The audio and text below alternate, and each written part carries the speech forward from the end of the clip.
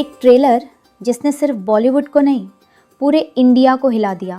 लेकिन क्या ये सिर्फ एक और बिग बजट फिल्म है या फिर ये वाकई इंडियन सिनेमा का सबसे बड़ा सिनेमैटिक मोमेंट बनने वाली है?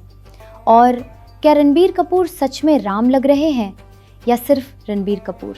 इसका जवाब जानने के लिए वीडियो के एंड तक ज़रूर बने रहिए। हाय, मैं हूँ रितिका और आप देख रहे हैं शोशा फिल्मी टॉक। आज फाइनली वो ट्रेलर आ गया जिसका फैंस को सालों से इंतज़ार था। नितेश तिवारी की Ramayana, producer Namit Malhotra, background score by the legendary Hans Zimmer, music by AR Rahman और cast Ranbir Kapoor as lord Ram, Sai Pallavi as Mata Sita, Yash as Ravana, Sunny Deol as Hanuman, Ravi Dubey as Lakshman. सिर्फ नेम्स ही गूज़बम्प्स देने के लिए काफ़ी है। The project has been positioned as a two-part epic, with part 1 targeting Diwali 2026 and part 2 following in 2027. सबसे पहली बात, ट्रेलर की स्केल। ये ट्रेलर देखकर क्लियरली फील होता है कि मेकर्स ने सिर्फ VFX दिखाने की कोशिश नहीं की, वो एक डिवाइन वर्ल्ड क्रिएट करना चाहते हैं। हर फ्रेम पेंटिंग जैसा लगता है। कैमरा मूवमेंट, लाइटिंग और बैकग्राउंड म्यूजिक मिलकर एक स्पिरिचुअल एक्सपीरियंस क्रिएट करते हैं और ऑनेस्टली हॉलीवुड लेवल का कॉन्फिडेंस स्क्रीन पर नज़र आता है। लेकिन जिस चीज़ ने मुझे सबसे ज़्यादा सरप्राइज किया वो था रणबीर कपूर।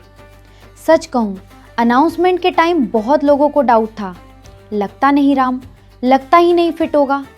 लेकिन ट्रेलर में उनका काम, एक्सप्रेशन, बॉडी लैंग्वेज और आंखों की सिंप्लिसिटी काफ़ी कन्विंसिंग लगी। ओवर एक्टिंग बिल्कुल नहीं, अंडर प्ले किया गया है और वही इस कैरेक्टर की स्ट्रेंथ लग रही है।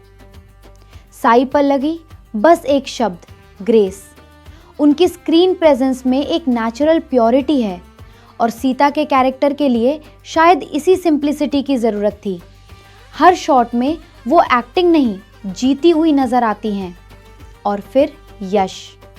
ट्रेलर में उनकी स्क्रीन टाइम कम है, लेकिन जितना है उतना ही इम्पैक्ट छोड़ देता है। उनका रावण लाउड नहीं, रॉयल लगता है, पावरफुल, कंट्रोल्ड और डेंजरस।